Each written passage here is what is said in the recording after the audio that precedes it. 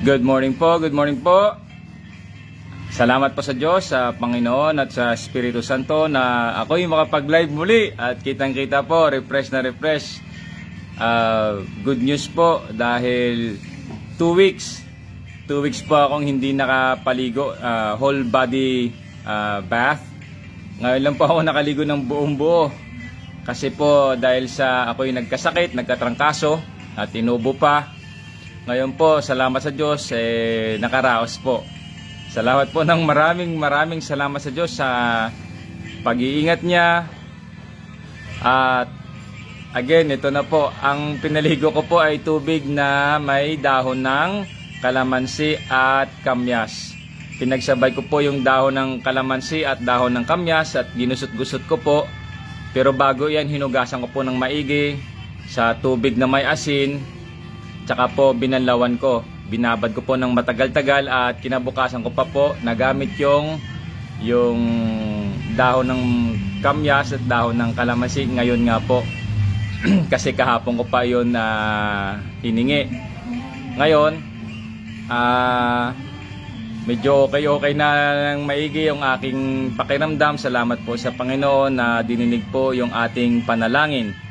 At sana nga makapag-live ulit ako mamaya para doon sa 3 sungay at sa palaka po.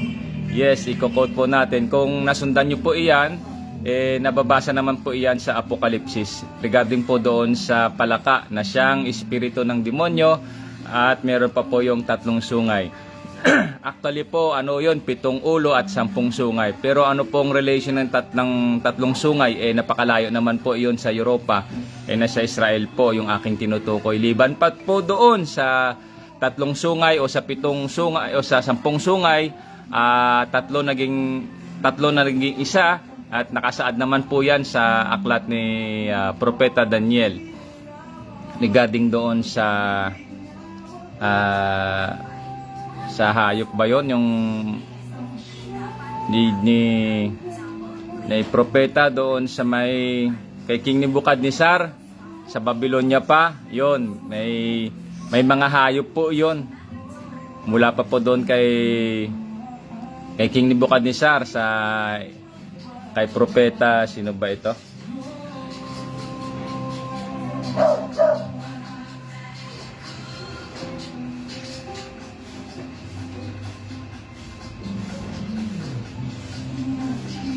Kay Joseph, yung anak ni Abraham na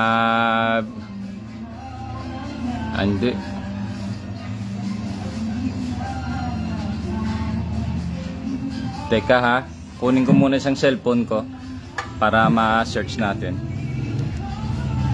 Pagpasensyahan nyo na kasi po ito ay impromptu.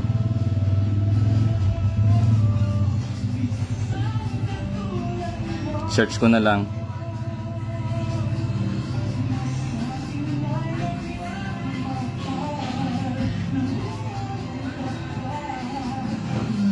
Daniel, yan. kay Prophet Daniel.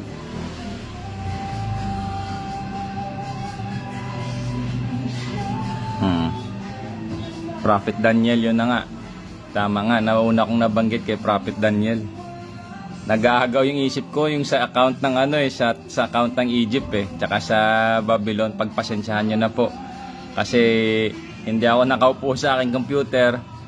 Katatapos ko lang talaga maligo at nagdamit. Hindi na po ako nag-shave, maiksi pa naman.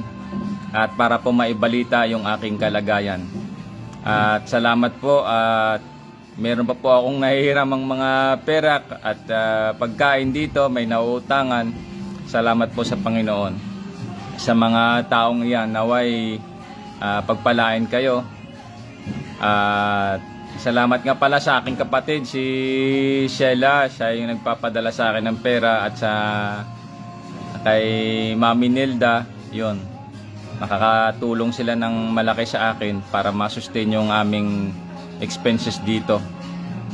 Dahil po, may nilakad po akong pera doon sa Pag-ibig.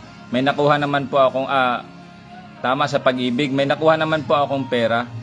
Kaso lang, ang mga utang ko at mga binayaran umabot to ng malaki ho.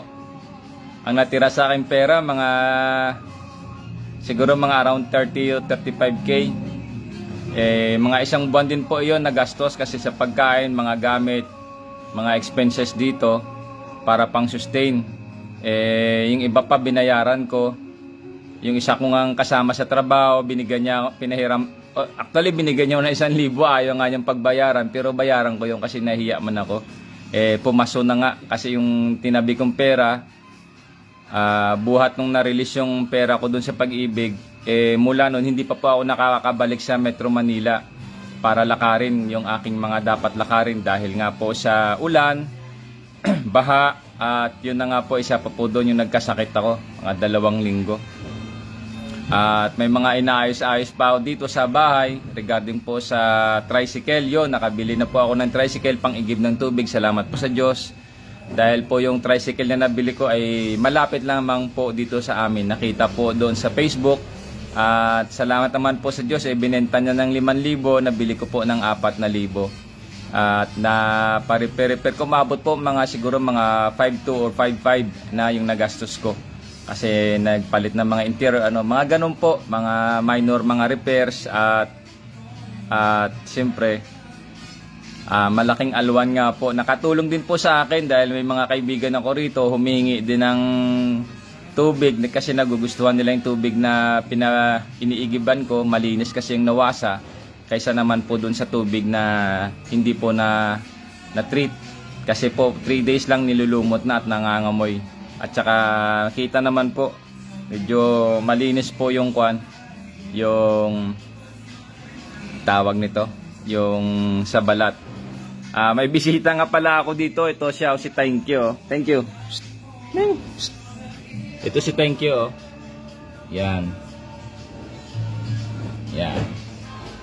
Yan yung mabait na pusa. 3 taon na rito, ayaw na umuwi sa kanila.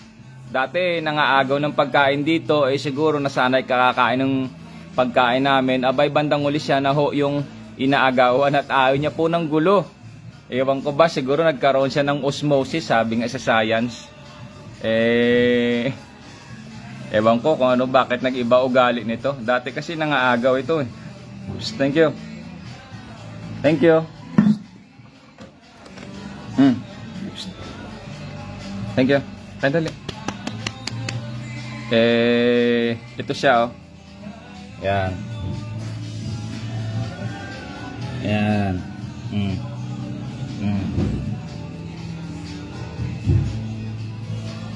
Yan. Ayaw nang umuwi sa kanila. Marami po siyang kaibigan dito. May mga pusa rin siyang mga nakaaway dito. Mga kapwa niya barako din. Ayaw niya ng gulo. Ibang pusa talagang halos mag-ano na rito, gabi-gabi nag-aaway. Minsan pinapasipay ko sila, pinapalo ko. Marami na akong napalong pusa rito na barako. Abay, nandito sila nagsibalikan, yung mga pusang barako. Ang dami dito sa tapat ng bahay namin. Ayaw na nilang ng gulo din.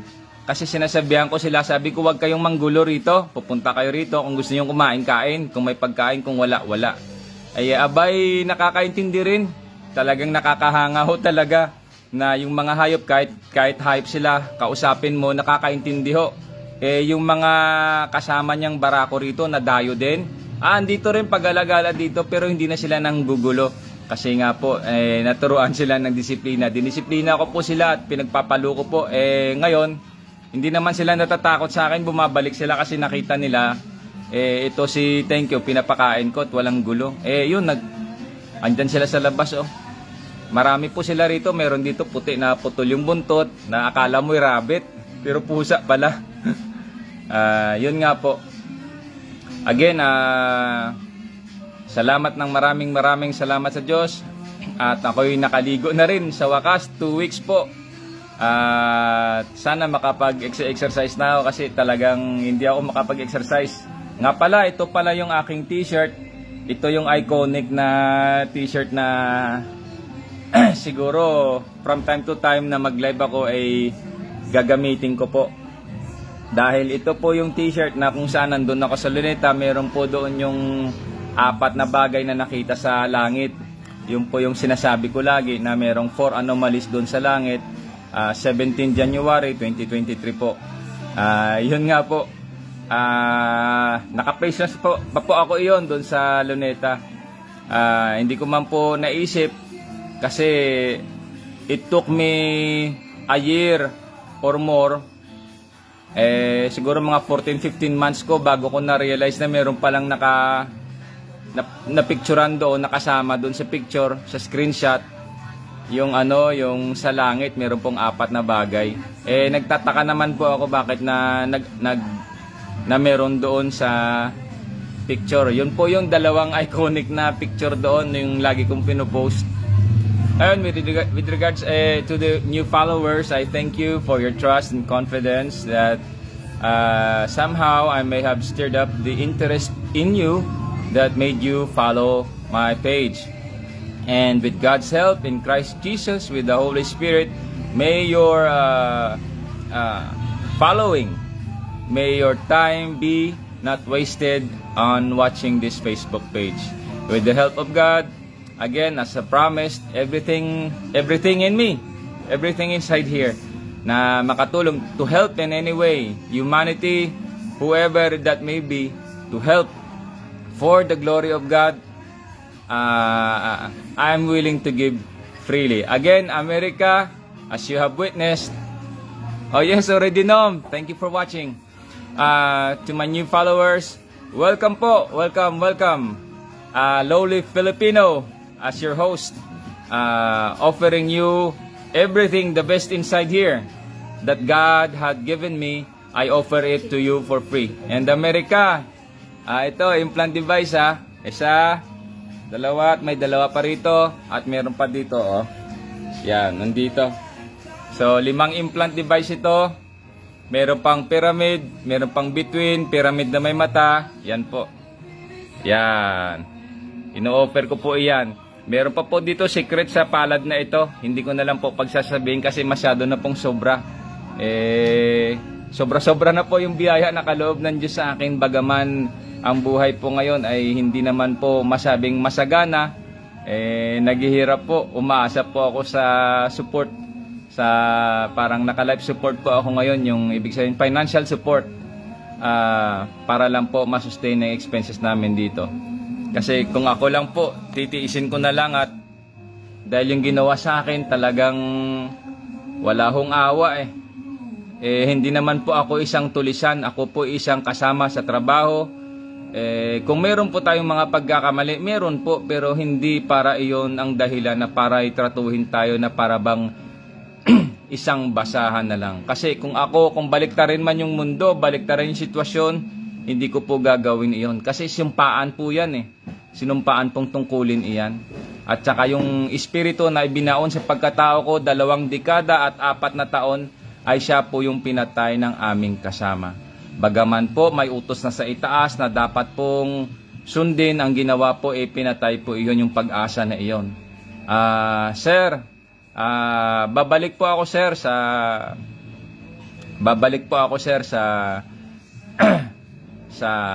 hanggat sa kaya ko sir. Itong ginawa sa akin sir, talagang masakit hindi ko ito makalimutan. Sobra-sobra yung ginawa sa akin sa trabaho, nilason po ako, binigyan po ako ng sakit. At hindi lang po iyan, marami pa po tinapon pero yung mga gumawa sa akin ng mga hindi kanais-nais, nagkaayos naman po. 2 dekada yung nakalipas at naayos naman po kami, nagkaayos. Actually po tumulong pa at gusto nilang tulungan, pero dahil sa ginawa sa akin, matindi sir, rest assured tapusin ko lang po kasi naghahanap lang po ako ng mga attachment ko doon. Tsaka meron po akong gagawing panibago na letter. Isasabihin ko na po yung lahat-lahat. At saka ilalagay ko rin po doon siguro yung aking pating hinaing na rin po. Kasi ang treatment po sa kasama, dahil kami po ay isang mababang uri lamang sa samahan, ang trato po sa amin, sabihin ko na po, hindi makatao sir.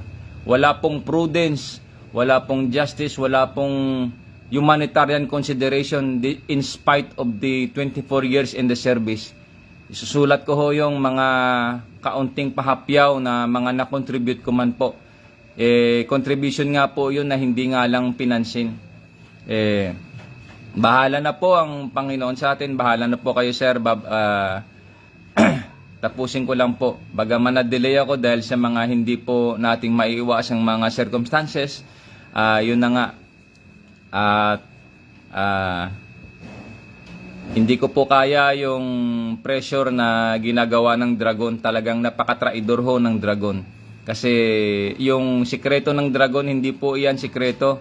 Talagang po, sunog na po sila ngayon. Kilala na po sila yung galaw ng mga tanim ng Dragon sa Pilipinas.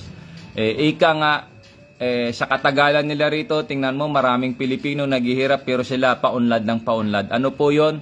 Yun nga po, nakasulat naman po yan sa, I think nasa Matthew 13, yung kinukot ko lagi na regarding dun sa mga mapanirang damo, yung mga nangiinis, sila po yan, yung sistema.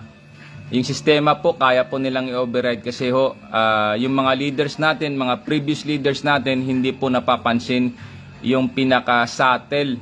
Ano po yung subtle? Yung pinaka-maselan, mapinong, galaw ng Dragon po dito sa loob ng Pilipinas. Nahawakan na po nila yung opisina ng pamahalaan natin. Hindi naman po katakataka bakit na yung galaw nila ay bagaman hawak na nila ang kapangyarihan pero po naghihirap po yung ating bansa kasi may mga galawan po sila talaga na masama. Masama po talaga yung kanilang galaw. Bagaman ako'y hindi naman ako xenophobic, galit sa mga inchik kasi ako may dugo din akong inchik, nakakaramdam ho ako. Kung meron po akong talent, abay marami hong talent pero hindi ko po ginagamit iyon sa kasamaan. Yun nga lang, sa tuwing magsasalita tayo, nabubuksan yung sikreto ng Dragon, yung mga kaparaanan nila rito, kailangan hong ibulgar para ho ipaalam sa ating mga kababayan, mga kapwa ko Pilipino na naloko, lalo sa mga Communist Party dyan. Again, tawagan ko yung, buksan ko na, total napahaba na rin lang, 10-15, napahaba na rin lang, buksan ko na. Bakit kayo galit na galit sa gobyerno? Bakit kayo galit na galit? Kasi nga hinihimok nila kayo yung galit. Tapos ang isang sikreto nila sa pagkain ho, pagkain, tubig, meron po silang nilalagay kaya yung utak ninyo puro galit na lang ho. Galit na lang ho yung namumutawi diyan sa inyong puso. Mantakin nyo ho ipagtanggol, ipaglaban nyo yung Dragon, yung komunista. Tingnan nyo na lang ho yung flag ng Dragon kung gagawin nyo pong lobo. Di ba flat? Gagawin yung lobo. Makikita nyo ho, dalawang bituin tsaka yung apat niya magiging sungay. Yun po. Hindi po yan coincidence. Hindi po yan, kumbaga, hindi po yan pala, tawag nito? Hindi po yan katangahan o delusion. Hindi po yan delusion. Katotohanan po iyan. Ilubuhin, gawin nyo pong lobo yung flag ng Communist China. Makikita nyo po yung dalawang mata at saka yung apat na sungay, 8 sungay, bali 4 kabilaan yon. Dragon ho, tsaka yung kanilang yung kanilang national beast po is dragon, red dragon. Hindi po katakataka. Again, ito yung kanang mata, yung Hainan Island, tapos ito yung Taiwan. Kaya gusto nilang kunin yung Taiwan para makumpleto ho yung mata ng dragon. Tsaka dito pa sa baba, yung pagbuka ng bibig ng ahas mula Vietnam hanggang pataas dyan. Yun po nakuha nila dyan, communism, tsaka market. Ano po yung market? Pag yung M, baliktad mo, W, magiging war-ket. Yes, war-ket po. Yan po ang isa sa mga sekreto ng Dragon. Napakatraidor ho ng Dragon. At kailangan po talaga silang ibulgar. At ibulgar talaga yung kanilang mga kaparaanan. Mapasekreto man, mapamaselan man. At isa nga pala sa tanim nila rito, yung mga babae, yung tinatawag dyan na honey trap, geisha, kisaing, kung ano-ano pa pong tawag sa ibang bansa.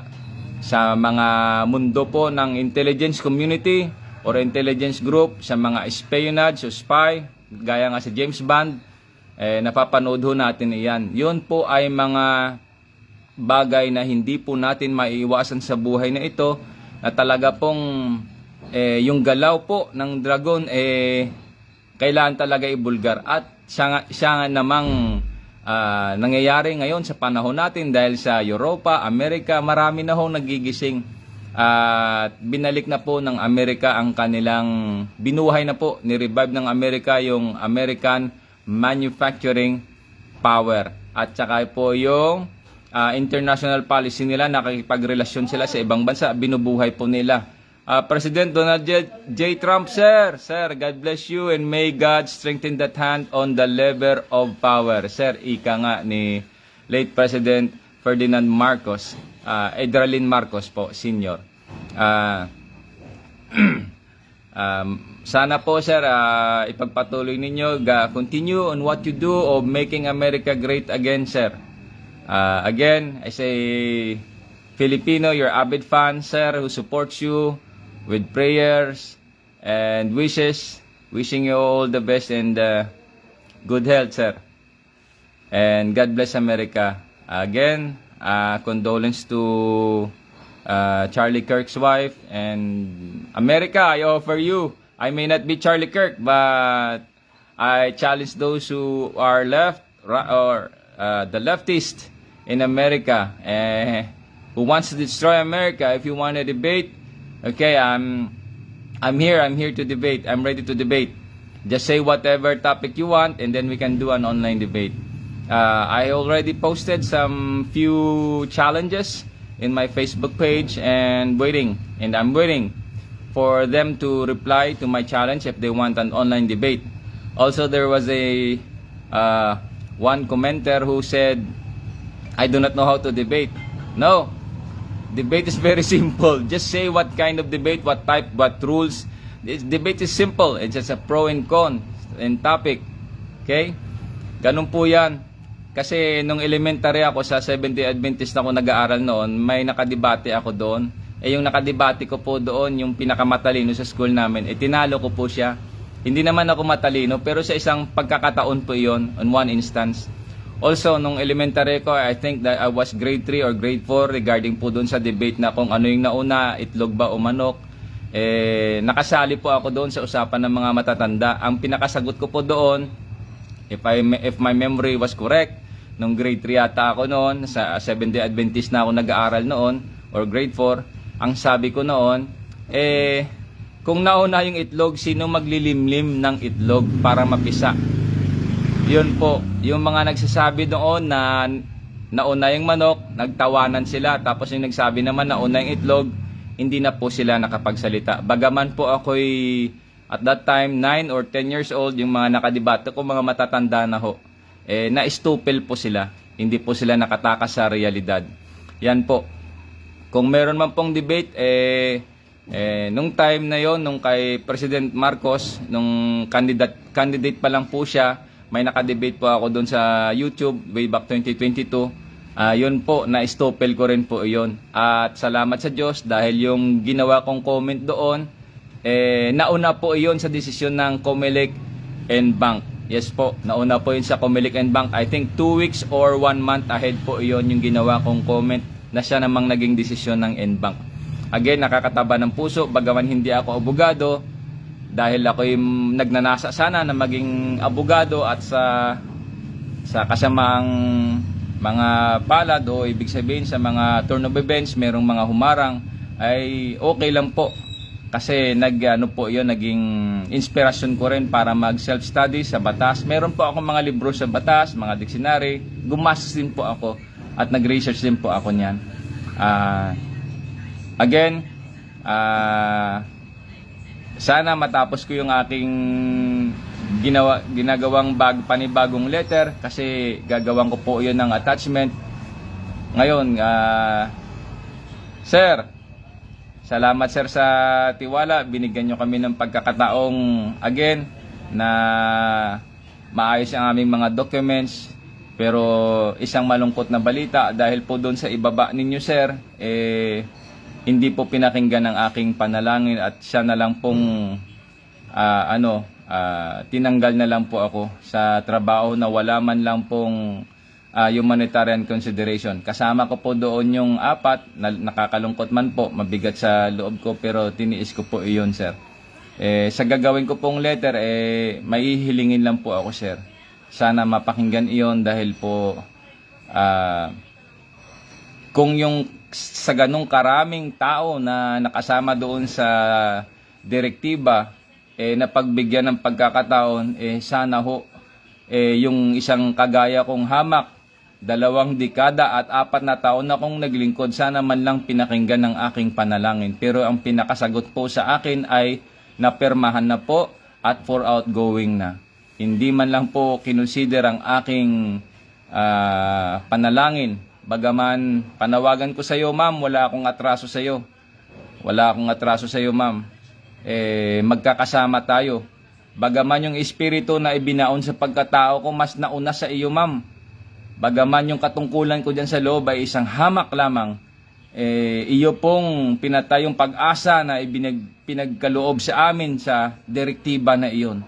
May baon-baon akong panalangin, hindi mo man lang ayaw mo akong harapin at hindi mo pinakinggan ang aking panalangin. Bilang isang kasama, hindi po ako tulisan. Ako po, alam ko po ang salitang loyalty, alam ko po ang salitang integrity. Alam ko rin po paano mahalin yung trabaho. Kasi meron po akong mga nakaaway dyan, mga tao na wala namang ginawa sa aking mabuti. Nung panahong silang nangailangan, tinulungan ko po sila. Hindi ko po iyan sinasabi para banggitin ang kanilang pangalan dito dahil ayaw ko naman po. At saka hindi ko po sinasabi yan para sabihin na sila may utang na loob sa akin. Ayaw na ayaw ko po. Dahil po, kung babaliktarin natin ang sitwasyon, ganon din yung gagawin nila. Ako po, dahil po sa sitwasyon na iyan, nakita ko po na kailangan silang tulungan at tinulungan ko po. At hindi po ako nagdalawang isip, kahit bagaman hindi naging mabuting aming umpisa. Bandang huli, tinatrato ko pa rin silang kaibigan. At sa mga bagay, sir, ikaw sir, nung 2011 sir, inendorso nyo ako sa, hindi ko na kayo pangalanan dito kasi nandyan naman kayo sa loob May sakit pa ako noon sir, binigyan nyo po ako ng endorsement doon sa isa nating kasama, sa boss namin. At kinulata po ako, ginulpi po ako ng gusto. Nagkaroon ho ako ng hematoma dito sa sikmura kasi pinagsasapak ho ako, nasira pa po yung aking nameplate. May sakit pa po ako nung panahon na iyon pero ginulpi po ako. Kasi po yon dahil sa isang kasama na hindi ko naman direktiba na kasama sa opisina kasi may tinatawag po yan, Division of Labor. May bawat departamento. Hindi po ako sakop ng departamento doon. Inatasan pa po niya ako na mag-conduct ng research. Hindi ko po gagawin iyon, mag-conduct ng research sa ibang ahensya ng gobyerno kasi po bawal na bawal iyon Kasi wala hong direktiba galing sa pinakaitaas na papasok ka doon sa isang ahensya, mag-research ka doon. Kasi una, hindi ko gagawin iyon dahil po napakadelikado. Kasi pag nag-conduct ka po ng research, may hands-on po yan, may mga question and answer po. Madelikado po iyan. Mahalimbawa ko lang po sa isang kasama ko na nagkaroon siya ng kaso, mga 15 years na siguro yung kaso niya. Tinulungan ko po siya. Nung minsan umakyat ako dun sa barko, naghanap ako ng mga tanong ng source. Pagbaba ko po sa barko, again masabi ko, itong motor na pinarada ko, hinarangan po sa harap ng isang, I think Fortuner iyon na tainted. Hindi ko na lang pinicturan yung plate number. Pero ramdam ko na po yun, naintindihan ko po yun na bumalik ka pa. Pagbabanggain mo kami, alam nang mangyari. Kasi sa mundo, hindi po ako bobo. May pagkabobo po ako pero hindi po ako nanatiling bobo. Nung sibilyan ako, nagbabiyahe-biyahe ako sa mga isla. Alam ko po yung galawan dyan. Nakikita ko po iyon. Lalo na sa barko, pag umakyat ka dyan, magtanong-tanong ka, iba po yung usapan doon. Ako naman, sinabi ko naman talaga yung totoo na gumagawa ako ng lecture sa opisina. Kailangan ko lang po magtanong at saka i-find out, i-validate ko mismo yung kung yun nga yung hawak kong document ay siyang ginagamit sa trabaho. Yun po yun. Akin lang po, bakit ko po yun ginawa? Dahil po yung kasama ko, bagaman hindi kami goods, nag-away pa kami, muntikan pa kaming, masabi ko na muntikan pa kami magkasakitan o suntukan. Naawa po ako. Kaya ko siya tinulungan by initiative, by free will. Tinulungan ko po siya, inoffer ko po lahat ng pwede ko pong ma-offer sa kanya. Sabi ko nga sa kanya, yung 3 dekada na nandito sa loob. Kasi natatandaan ko yung turo sa akin nung teacher ko sa Maritime School nung second year college ako. Naka-install pa rito. Yun, inipong ko lahat-lahat yun. Tsaka siya ko namang ibinigay sa aking kasama. Yun, lumakas po yung kanyang loob. Doon po ako masaya, doon po ako natutuwa. Isa po yung achievement para sa akin na yung taong nanghihinaan ng loob, nalugmok na, nabigyan po ng buhay-buhay at ng pag-asa para po sa kanyang suliranin o problema. Sana makaraos ka rin. Ako, hangad ko ang inyong success, ang progress ninyo. Bagaman maraming nag-i-endorse sa akin dyan, hindi nila naintindihan yung pagkatao ko. Yun na. Kayo na ang magiging, kayo ang mag-saksi dyan sa loob. Na talagang, bagaman ako'y naghihirap ngayon para malaman nyo kung gaano kahirap. Ito ho, implant device. Yan. Yan. Meron pa dito 2 sa likod. Yun po. Halos hindi ka ho makatulog. Talagang halos binabari ng utak. Minsan nagkakaroon pa ako ng parabang nasa short circuit, nawawala na lang bigla yung aking memory. Habang nagsasalita ka minsan na may mental block ka. Yun po. Pero salamat sa Diyos dahil po yung mga ganitong bagay na overcome ko at ginawa ko namang papremyo pa. So again sir, alam ko marami kayo dyan sa loob pero hindi ko kayo sinusunog. Nagkasakit ako sir, nagkahematoma. Isa ako sa tumulong din sir para sa gumawa ng Code of Conduct. Pero hindi man ako nabigyan ng award. Ang masakla pa sir, binigyan ako ng kulata at hematoma. Salamat naman sa Diyos dahil sa kamay na kaloob niya, yung hematoma po dito sa aking sikmura, hinilot ko po noong 2016 nung panahon na naggagamot po ako at nagre-renew ng kontrata. At nalusaw po. Pati po yung dito, injury ko rito, yung tanda ko nahulog ako nung 6 years old ako. Meron akong bukol dito sa ulo, dito. Nawala po. Nahilot ko po lahat, nawala. Dahil nung panahon na yun, malakas yung antibiotic na iniinom ko. Nag-i-inject pa po ako, nag-i-intravascular pa ako, intramuscular ba yun, injection ng antibiotic. Dahil nga po ako'y nilason ng kasama. At nilason pa ng dentista na si Di Guzman dyan sa May San Juan. At ewan ko po ba, talagang masalimot po yung buhay ko, hindi po madali. Talagang napakahirap po. Kasi nung sibilyan ako siguro, yun, mga may naapakan ako, mga nasagi. Yun ang kanilang paghihiganti para ako'y sirain. Yun. Again, salamat sa Diyos sa pag-iingat at sa pagkakataong mabuhay dito sa mundo, umiral. At siya namang kailangan ng sabihin dahil po sa buhay natin may mga bagay po na hindi na po kailangan talagang pigilan. Kailangan na po nating ilabas. Kasi ngayong bola, sabi ko nga, pagka sinubrahan mo ng pressure ay hindi po maganda iyon. Kailangan i-release po natin yung sobrang pressure na iyan. Yan na nga po, binubulgar ko na rito sa Facebook. Again, America, if you're interested, I am very willing. If you're doing an research, I may be a guinea pig, but then just allow me to stay in the Philippines. If you want a collaboration, I will collaborate. You don't need that fame. I do not seek monetary compensation. I only want is to expose the dragon and help America great again. Yun po yun. Yun po yung aking advokasya sa mundo. President Trump, you're doing the great job, sir. God bless you and God bless America. And may God strengthen that hand and that hand on the lever of power. Yan po. Para po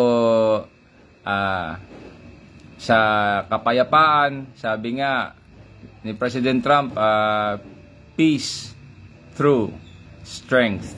Yan po. Again, maraming salamat. To my new followers, welcome. I hope you're following your time will not be wasted, but it will be a fruitful one, and it will be in any way I can help you. If you have any questions, post down the comment below. If you want to like and share, again, thank you very much. Again, thank you very much to all my followers, and God bless you all. The glory and honor belongs to God in Christ Jesus with the Holy Spirit. At sa parte ko po, written in Luke 17 verse 10, if you have done all these things, you just say, I am your unworthy servants. Yan po.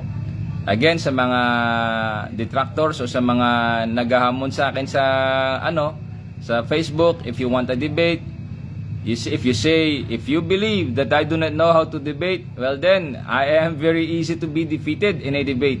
But then I challenge you, we go on online debate, you just say what type of debate, that's easy to be done. Whenever you're ready, I'm ready, you choose what topic, and then we could start a debate. Okay? Again, thank you all, and God bless, and may we start a wonderful weekend. God bless, happy weekend, and God bless you all in Christ Jesus with the Holy Spirit. Amen.